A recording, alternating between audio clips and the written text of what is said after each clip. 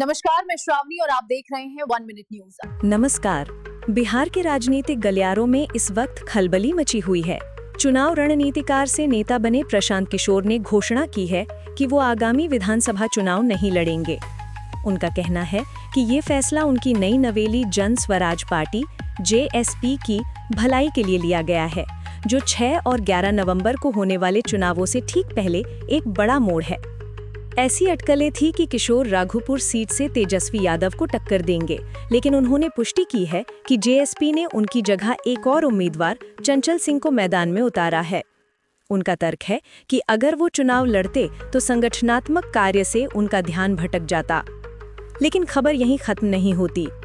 किशोर ने सत्ताधारी NDA गठबंधन पर भी तीखा हमला बोला है। उन्होंने दावा किया है कि सीट शेयरिंग को लेकर गठबंधन में पूरी तरह से अराजकता है और मुख्यमंत्री नीतीश कुमार वापस नहीं आएंगे।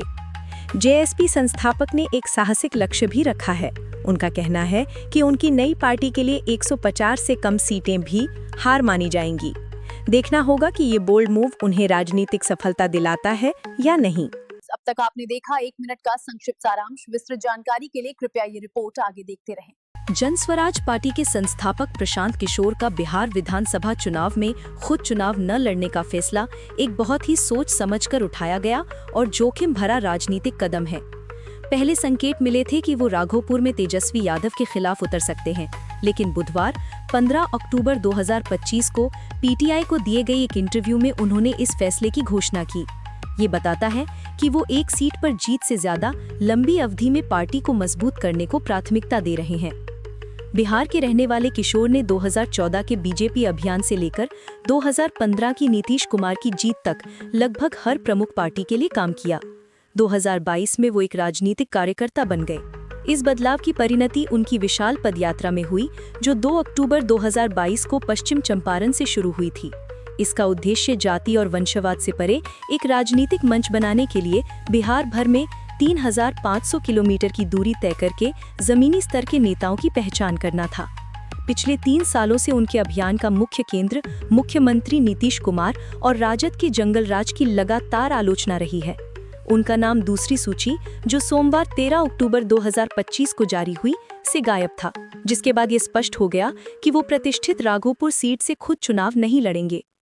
किशोर का मुख्य कारण संगठनात्मक कार्य पर ध्यान केंद्रित करना है।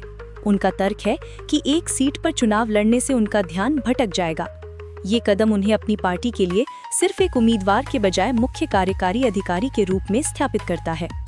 इस फैसले से सीधे तौर पर प्रभावित होने वाले व्यक्ति हैं राघोपुर से JSP के नए उम्मीदवार चंचल सिंह, जिनके सामने अब राजद के कद्दावर नेता तेजस्वी यादव को टक्कर देने की बड़ी चुनौती है। इस फैसले पर तीखी प्रतिक्रियाएं आई हैं। राजद के प्रवक्ताओं ने किशोर का मजाक उड़ाया है। उनका कहना है कि किशोर ने लड़ाई शुरू होने से पहले ही हार मान ली है।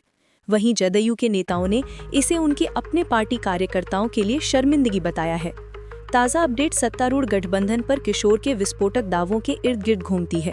उनका कहना है कि बीजेपी और जदयू के बीच सीट शेयरिंग को लेकर जारी खींचतान के कारण NDA में पूरी तरह से अराजकता है और उन्होंने भविष्यवाणी की है कि नीतीश कुमार वापस नहीं आएंगे। उन्होंने अपनी सफलता के लिए एक बहुत बड़ा लक्ष्य निर्धारित किया है, 243 सीटों वाली विधानसभा में 150 से अधिक सीटों की भारी जीत, और यहां भी कहा है कि 120 या 130 सीटें भी हार मानी जाएंगी।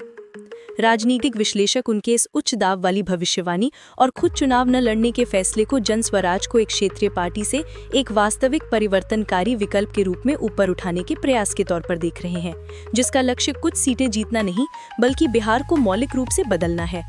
राज्य में चुनाव 6 और 11 नवंबर 2025 को होने हैं। 14 नवंबर 2025 को आने वाले नतीजे ही बताएंगे कि प्रशांत किशोर का ये संगठनात्मक फोकस मास्टर स्ट्रोक था या गलत कदम।